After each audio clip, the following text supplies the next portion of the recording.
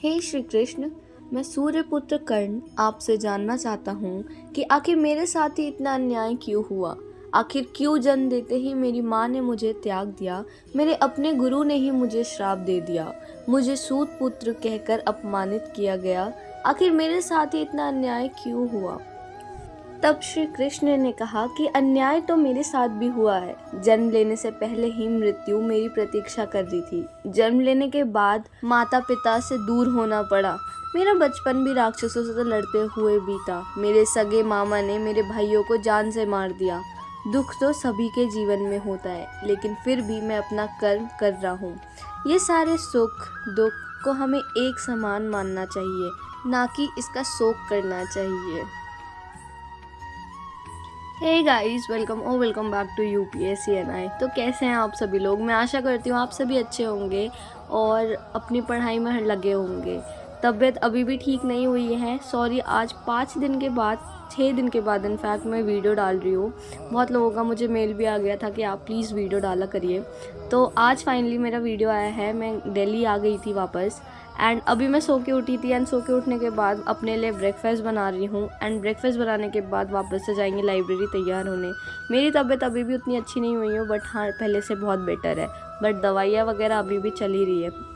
तो अभी ब्रेकफास्ट के लिए मैंने लिया था चाय एंड ब्रेड। चाय ब्रेड खाने के बाद वापस से हम तैयार व्यार होकर नहा वहा के वापस लाइब्रेरी जाएंगे। मानव जीवन में आकर ईश्वर भी संसारिक चुनौतियों से बच नहीं सकते। ऐसे में परिस्थितियों से भागने के बजाय उसके सामने डटकर खड़ा हो जाना चाहिए, क्योंकि कर्म करना ही मानव जीवन का पहला कर्तव्य है।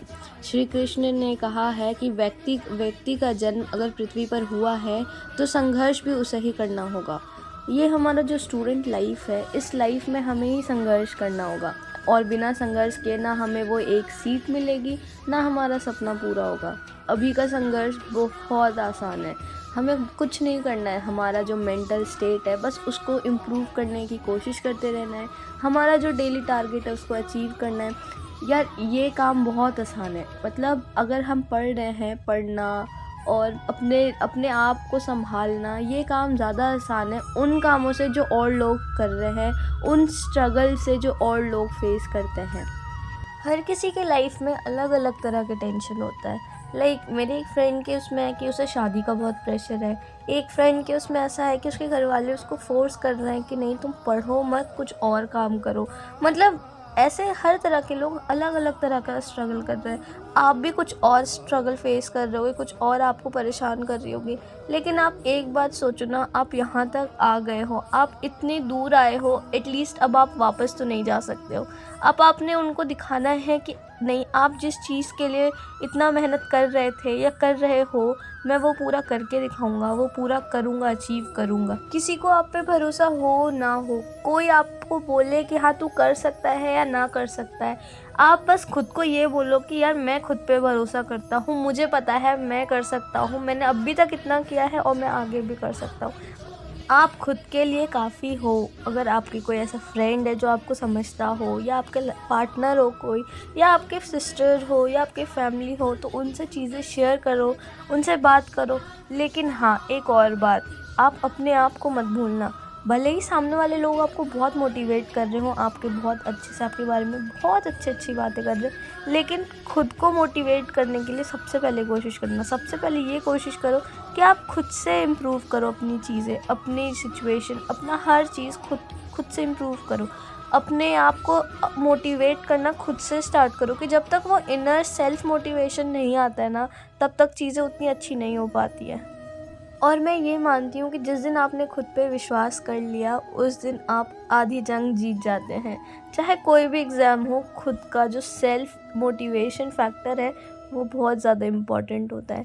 तो अभी मैं क्विक वो बता देती हूँ कि मैंने अभी क्या करा। मैं लाइब्रेरी में पढ़ रही थी, उस टाइम पे मुझे बहुत अजीब होने लग गया था। थोड़ा सा डिम हो गया था लाइट मेरे आँखों के आगे, थोड़ा अजीब सा होने लग गया था। तो मैं रूम पे आई थी, और मेरे रूम पे फिर मैंने मच्छर बहुत हो रहा था, तो मैंने ये जो धूप होता है वो जलाया। मेरे रूम पे ना, आप कहीं पे भी देखोगे, दवाइयाँ ही दवाइयाँ मिल रही है। कुछ भी हो, दवाइयाँ ही दवाइयाँ मिल रही है। और मुझे दवाइयाँ खाने से पहले दवाई, खाने के बाद दवाई, ऐसे चल रहा है आजकल ज़िंदगी। तो अभी फ़िलहाल मैं यहाँ पे ये भजन लगाया था मैंने, और वो धूप वगैरह लगा, और कोने कोने में ना मैं धूप दिखा रही थी ताकि वो जो मच्छर जो साइड साइड में बैठे होते हैं वो भाग जाए, रूम से भाग जाए। और मुझे अभी मार्केट भी जाना है क्योंकि मैं दिवाली में घर गई थी, तो सारा राशन वगैरह, सारा जितना भी सामान होता है खाने पीने का, कुछ है ही नहीं, सब ख़त्म हो गया। तो थोड़ी देर पढ़ने के बाद वापस से मैं नीचे उतरी, एंड वहाँ पे कनिष्का दी मेरा वेट कर रही थी। तो मैं और कनिष्का दी यहाँ पे आ गए, एंड हमें थोड़ा राशन का सामान लेना था। एंड उसके बाद फिर हम कुछ खाने जाएंगे क्योंकि अब दीदी आई है, मैं दीदी से बहुत टाइम बाद मिली हो, तो हमने सोचा था कि हम कुछ खाएंगे, और मेरी तबीयत भी ठीक नहीं थी, तो हमने सोचा कुछ हेल्दी खाते हैं, तो हम यहाँ पहुँच गए डोसा खाने।